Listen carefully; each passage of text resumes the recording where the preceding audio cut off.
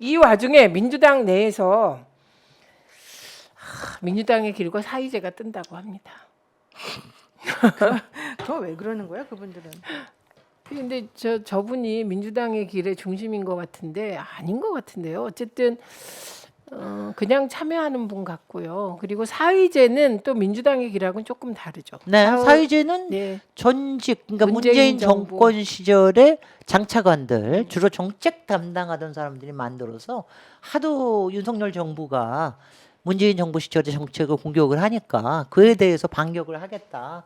뭐 어느 만큼은 또 정무적인 여러 가지 또 있긴 있겠죠. 그러니까 뭐 네. 사의제는 저는 뭐 그런 건 좋은 일이라 일종의 정책 연대 같은 그런 거라고 보고요. 네. 사의제인데 저희가 아니라 아인데 사의제 아이. 아이. 네. 네. 그리고 그 다음에는 저 민주당의 길은 글쎄 저는 이런 점에서는 제가 조금 너그러운 편인데 아니 그냥 하게 내버려 둬. 어떡할 거야. 40명이야. 몇 명 모여가지고 그냥 하게 내버려 둬요. 40명 됐습니까? 30명에서? 한 40명 되는 거로 나오던데 아니 해가지고 이제 지금 보세요. 저쪽에서도 이번에 5월달에 또 원내대표 뽑을 거 아니에요. 원내대표도 저기 할 때고 그 다음에 공천에 관련된 것도 하고 그럴 테니까 나름대로는 자기네들 세력화를 위해서 하는 거야. 좋은 거 나는 그걸 가지고 꼭 나쁘다고 얘기할 수는 없다고 생각을 해요. 제가 이렇게 지금 너그러워진 이유가 뭐냐면은 이래요.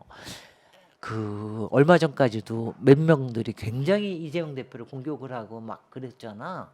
근데 하도 저 검찰이 무능하고 정말 불순하게 나오니까 요 설날을 전후해 가지고 많은 사람들이 돌아섰어요.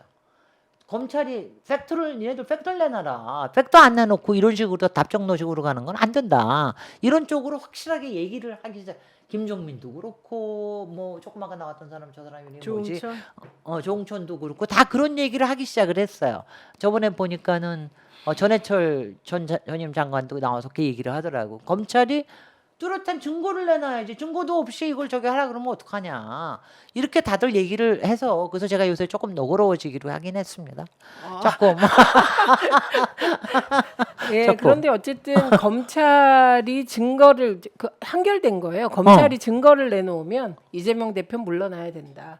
증거가 없고 팩트가 없으면 뭐 이거는 우리는 체포 동의안이 넘어오면 부결시킬 수밖에 없다. 이게 하나만 한 소리 아니에요? 왜 하나만 한 맞는 소리예요? 소리죠. 이건 그냥 그 민주당에서 그러면 검찰이 증거도 안 내놨는데 체포 동의안이 넘어오면 체포 동의안을 무조건 동의해 주려고 했습니까? 저는 아니지. 이 말 자체가 이해가 안 가는 말이라고 생각을 해요. 왜냐하면 지금까지 나온 거 보면 주로 전원의 전원으로 글쎄요. 예, 공소장 내용도 보면 전원의 전원을 팩트로 규정하고 공소 사실을 기록해 놨더라고요.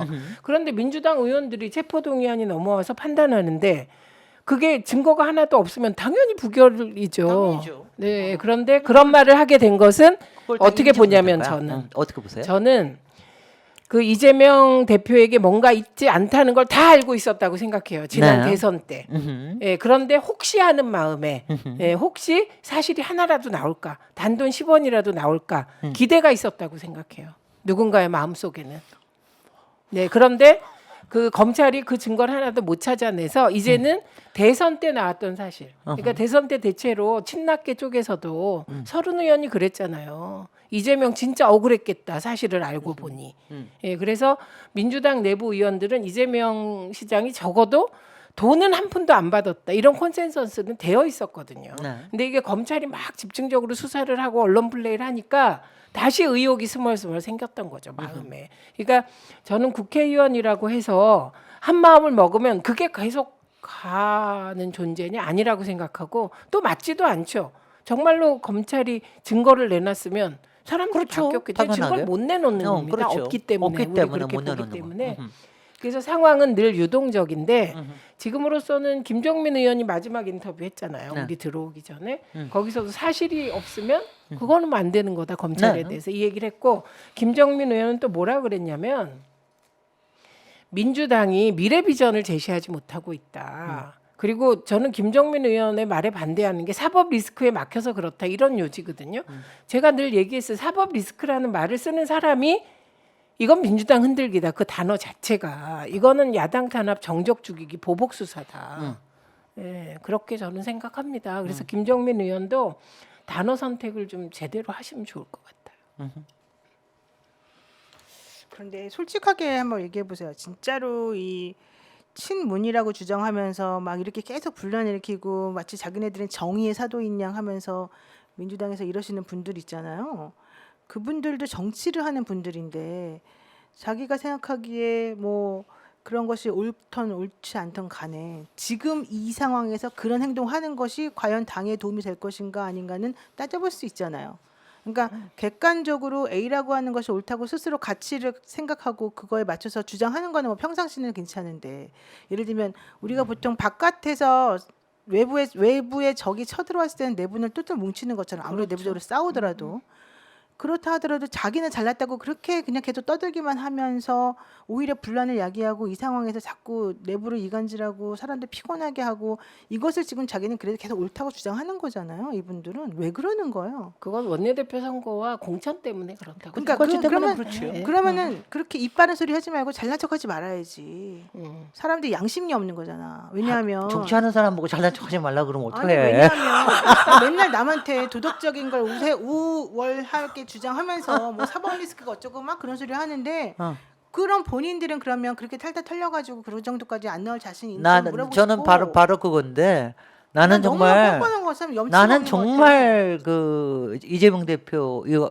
보는 거 보고 12시간 반 하고 네, 나와서 이해가 안 얘기할 가요, 때도 이해가. 하는 거 보고 야 정말 멘탈이 어떻게 저렇게 강할 수 있을까? 그게 떳떳하니까. 떳떳하고 아니 그러니까 난 정말 가면 갈수록 굉장히 이렇게 네, 말하자면 네. 심증은 그렇게 들어요. 근데 제가 얘기하는 건 뭐냐면은 그 정치하는 사람들이 다 정의감과 뭐 이런 것만 갖고 있지 않다는 건 당연히 안 이미 다 그러면 아시고 안 그러면 본인이 안 그렇다고 인정이라도 하지. 왜 안 자기는 그렇다고 인정하는 엄청 잘난 사람이 척하고 어디 정말. 안 그렇다고 인정하는 사람이 나는 그래서 정치하는 사람들이 이상하다고 생각한다. 이상한 사람들이 정치해요 또.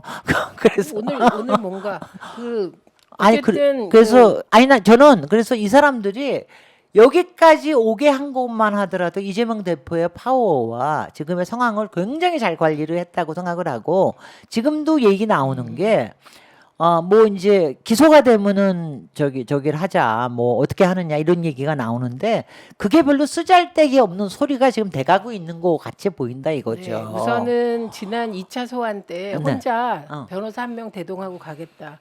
그거에 대해서 비명계의 그 목소리 큰 사람 박용진, 조응천 뭐 등등 의원 쪽에서 되게 긍정적으로 평가를 하더라고요. 근데 왜 그런지 이해를 잘 모르겠고 그분들도 뭔가 지금 분위기가 네. 이재명 대표에게 검찰이 어거지 수사를 하고 있다는 심증이 생겨가는 생겨가는데 거예요. 빌미를 잡은 것 같고요. 네. 그다음에 당원 80조 한번 보겠습니다.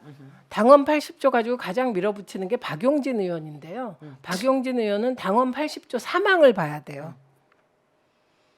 네. 저기 핵심이 80조의 핵심은 뇌물과 불법 정치자금 수수가 핵심입니다. 부정부패 관련.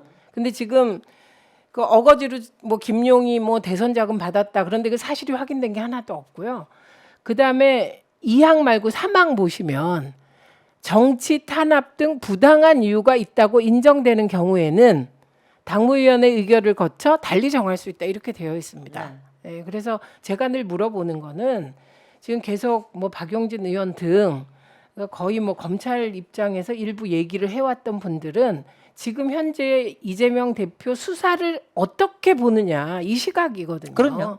이게 사법 리스크냐, 정치 아니면- 탄압, 정적 죽이기냐. 네. 그 전자로 생각하면 그건 검찰과 시각을 똑같이 하고 있는 그런 거죠. 예, 그래서 80조 사망이 있기 때문에 사실 걱정할 필요가 애당초 없었다.